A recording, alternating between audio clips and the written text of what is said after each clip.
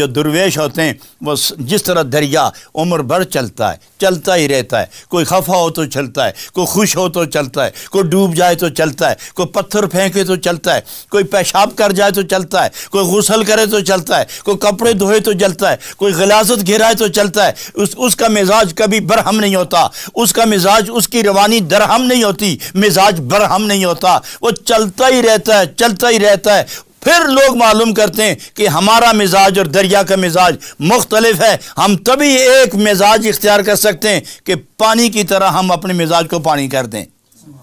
تو یہ اولیاء اللہ، صوفیاء کرام رائے حق میں ہزار تکالیف ہوں، یہ چلتے رہتے ہیں، نہ ان کے پیار میں کمی، نہ ان کی محبت میں کمی، نہ سوز و گداز میں کمی، نہ عشق